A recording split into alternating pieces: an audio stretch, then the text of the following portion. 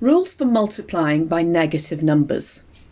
I'm going to use examples to explain these. I'm going to use the examples of the numbers 6 times 4, and the answer, of course, numerically is 24. If we just say 6 times 4, then there are no negatives involved here, and the answer is plus 24. If we introduce a minus here and we say minus 6 times 4, then the answer will be minus 24, because when you multiply a minus number by a positive number, by a plus number, you're going to get a minus answer. And I'm going to explain that and why in a moment. If you have a plus 6 and you have a minus 4, then one of them is still plus, one of them is still minus, then we also get minus 24.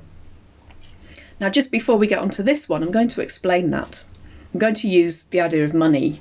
If I have £6 and somebody comes along and says, oh, I want to quadruple that, I want to multiply your 6 by 4, so I want you to have 4 lots of £6, then that's okay, because then I'm going to have £24.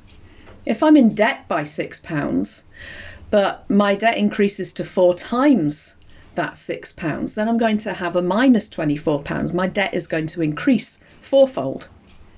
And the same thing if I have a debt of £4 and I end up with a debt 6 times that, then I'm still going to have a debt of minus £24. So there we've got some everyday examples of why these make some kind of everyday sense. And then we come to this last one. Minus 6 times minus 4 equals plus 24. This is a rule that you're simply going to have to learn, because there is no easy everyday idea to explain this. We can't really use money, and we can't really use anything that's very useful to us. So it is what we call an abstract idea, where we take, perhaps instead of using money, we just have to learn that a minus times a minus is a plus. Now, if you look at all those rules, they're useful to learn anyway, and there's a little trick to learning them. When the signs are the same, so the same signs, so we've got a positive and a positive plus 6 plus 4, then we get a positive answer here. And the same down here, we've got the same signs, we've got a minus times a minus, and that gives us a positive answer.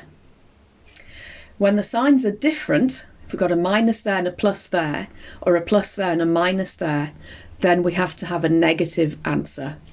Okay, so just a little idea to help you to remember which way round it is.